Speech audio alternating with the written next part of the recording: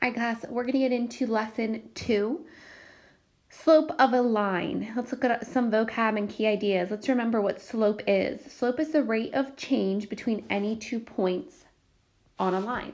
So slope is how much is it changing. It's measuring the steepness of that line. How steep is that line? Is it increasing? Is it decreasing? That's how we're always thinking of our slope. The slope, represented by m, so whenever you see the variable m, you're thinking of slope, is a ratio of the change in y, so the rise. So remember, y values, or your y-axis, is always our vertical going up and down, to the change in x, or the run. Thinking if you go running, you're moving left to right. It's our x values. So think of the x-axis, left to right. Change in y is the y-axis, up and down, between any 2 points. So you'll be given 2 points, and you'll have to find the slope or the change in those points. So our formula, m equals, so our slope equals, it's always going to be your rise over run, which is going to be our change in y over our change in x. Now, when you think about how something changes, how do I find how two numbers change? Like if I have $5 and now I have $10, how much did my money change? Well, to find that change in numbers, you would subtract 10 minus 5 and get, oh, they changed by 5. So our change in y, you're going to take your y value, you're going to subtract your two y values. Now, if you notice, they have these little subscripts up here, x1, y1, x2, y2. That's to help us set up our formula. So yes, you're subtracting your two y values, but you'll take, like, say, your y2 and subtract your y1 from that. What that means is then you'll take your x2 and subtract your x1 from that. You want to keep those ordered pairs together, like x1, y1. They should be together. They should be stacked on top of each other. So you don't want to ever flip those, which is why we have those subscripts there. Those are subscripts. So that's our formula, and this is really important to know. Okay, we subtract our y values over our subtraction of our x values. That finds our change in y over change in x. Or maybe you're just going to think of it as the rise over run, which again, sometimes we don't use this entire formula. Sometimes if we're given the graph, we can just kind of rise and then run. And you guys might remember this. We did touch on it. We would always kind of, it's almost like it forms steps. You're rising. How much am I rising? How much am I running? Rising, running. So we would count that. And we'll go over those examples in a few minutes. But let's keep moving along. Sketch a line that has a positive slope and then a line that has a negative slope. So positive slope lines, those rise from left to right. They're increasing. So it might look something like this. If I look from the left down the bottom to the right, that's increasing that line. Whereas a negative slope, it falls from left to right. So if I start on the left, my line is going to fall. It's going to decrease. So that's an example of a positive sloped line and then a negative slope line. Let's look at our first example here. Describe the slope of the line, then find the slope. So when we describe the slope, you're saying, is this a positive or is it a negative slope? And then we'll actually find the slope, which they kind of already helped set us up here with these blue and red lines. First, let's look at it. Our line is rising from left to right. So if we look at our examples, what does that line mostly look like? Is it a positive or is it a negative sloped line? I would say it's positive. It's rising from left to right. So now for slope, remember our slope equals rise over run. How much from one point? We have this point -4, 3, which I'll highlight real quick. And then we have the point 3, 4. Now, since it's a graph, we can just kind of do our rise over our run. How much am I rising or moving up? So that would be our 5 here. They already counted it out for us. Over how much did I run from, in this case, from left to right, we moved 6. So my slope would be 5 over 6. So basically what you're doing is you're starting at one point. Now what I would have done is I would have kind of gone up. Okay, I'm rising. How much do I count? Let me count as I go up. 1, 2, 3, 4, 5. I counted 5 up until I was in line with that point. And now how much am I going to go over? You're trying to get exactly to that point. 1, 2, 3, 4, 5, 6. So if you do it the way I just did it in the black, or if you did it like they had it there in the blue and red, doesn't matter which way you go. You just have to remember it's rise over run. How much did I go up or down? And then how much did I go left or right? So let's look at our next example here. Now looking at this line is decreasing from left to right. So I would say that this line has a negative slope. Now let's find that slope. Remember, rise over run. How much am I moving up or down? Which again, they have -3. Maybe you want to do it yourself and just double check. We're going down 1, 2, 3. Since we're moving down, that's a negative value. Over how much do I have to now run? 1, 2. Since we're moving in the right or to the right, that's a positive direction, so it's a +2. So it'd be -3 over 2. That negative can either stay up top with that 3. You could also rewrite it with the negative out front and just have 3 over 2. It's all the same. Doesn't matter how you write it. It's all the same. As long as you don't have two negatives, like -3 over -2, because that's not a negative. That's moving in the positives. So just be careful with that. All right, let's move on. We have one more page here of examples.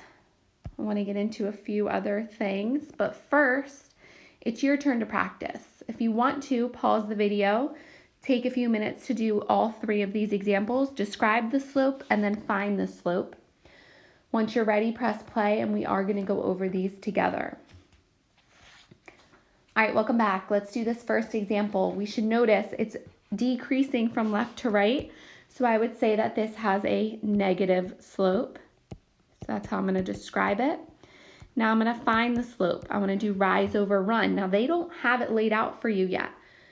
We're trying to get from this point to this point, or from this point to this point. Doesn't matter which way you move. But let's see, how far am I going to go up or down? We do our rise first, so I'm going to go down to get in line with it. And I just have to move 1 down, so that's a -1. Over how much am I moving over? 1, 2, 3, 4, 5. So my slope would be -1 over 5, or -1/5. Let's do our next example. This line is increasing from left to right, so this is a positive slope. Let's find our slope. Doesn't matter what point you start at. I always tend to start on the one to the left and then move to the right, but you could go from right to left, doesn't matter.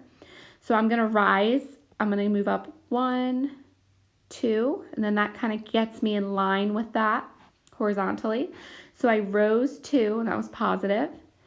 And I'm moving to the right 1, 2, 3, 4, 5, 6. Something I want you to know is if we have a slope that can be simplified, you definitely want to simplify it. So our slope here would simplify to 1/3. And our last example, we are rising from left to right. So this again is a positive slope. Now let's find that slope. Again, you should have started at one point. First we rise, we move up or down. Count as you go. I got 5 over, let's move to the right. I move 1, 2. I landed on that point. That's my goal. So my slope is 5 over 2. Now, I can't simplify that anymore. I can't divide 5 and 2 by the same number. Now you might be thinking, well, can I change that to a mixed number because it's improper? You could, but for our sake, don't do that extra work for yourself. Keep it. I want to keep it in rise over run form, or y over x form. So keep it 5 over 2. I would just leave it as it. All right. Let's take a look. Finding the slope of a horizontal line, and then we have a vertical line. These next 2 examples, we should be thinking of our acronyms. So horizontal line, I want to think HOI. We remember H is for horizontal. Think about what that O, or maybe you're thinking 0, stands for. Because a horizontal line, we can't move up or down. We can't rise, but we can run, right? So we wouldn't rise any. We'd rise 0, but we could run. Let's see, 1, 2, 3, 4, 5, 6, 7. So if you want to think of it like that, but really it just equals 0. And instead of doing that extra work, you don't need to do that. You don't have to do the rise over run for horizontal lines. You should just automatically think, oh, it's horizontal. That means my slope equals 0. As simple as that. So remember, the O stands for 0, and it means the slope is 0. Now vertical, I'm thinking of VUX, vertical line. Let's think about what that U stands for. It's telling us that the slope is undefined. So our slope is undefined. Now let me show you something. You might be saying, well, how is it undefined, right? I showed you that we could have written it as like 0/7, which equals 0. That showed you why the slope is 0, and that'll be true for every single horizontal line. Well, the same is true for a vertical line. We can rise, right, from this bottom point up to the right. So we can rise, let's see how many we rise, 1, 2, 3, 4. But can we run? There's nowhere to move left to right because there is no movement. We're at that point already. So that's 0.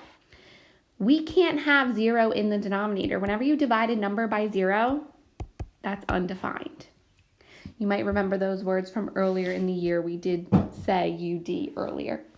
So our slope is undefined. You can use that UD abbreviation if you would like. All right, last one. What if we are not given a graph? We're not able to rise and run. This is where we're going to use that formula that I wrote for you earlier, and hopefully you wrote it down. Goodness, I can't talk. Hopefully you wrote it down. If not, I'm going to rewrite it for us. But it says the points in the table lie on a line. How can you find the slope of the line from the table? And then what is the slope? So this slope, we're given a bunch of points on this line. These are all, I'm going to circle them for us. These are all points on that line. Every single one. So those are ordered pairs. You're going to choose 2 of them. Doesn't matter which 2 you choose. I always tend to just choose like the first 2. I don't know why. All right, let's get this together. I always choose like the first 2. You could choose any 2 you want, whatever you think is the easiest. So I have the ordered pair 1, 8, and then I have the ordered pair 4, 6. We're going to use those ordered pairs in our equation if we remember it. We subtract, it's our change in y's over our changes in x. Remember, it had those little subscripts. So we'd say 2, 1, 2, 1.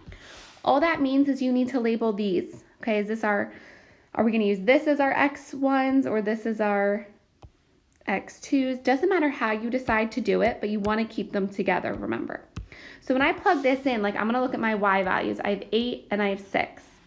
I would much rather do 8 minus 6 than 6 minus 8. So that means this was my y2. So this would be my x2. So let me write that right underneath. So then I have 1 minus 4. So just see how we're keeping the ordered pairs together. 1, 8, and then 4, 6. So everyone see that? Okay. So now you're just going to do the math. 8 minus 6 is 2. But then 1 minus 4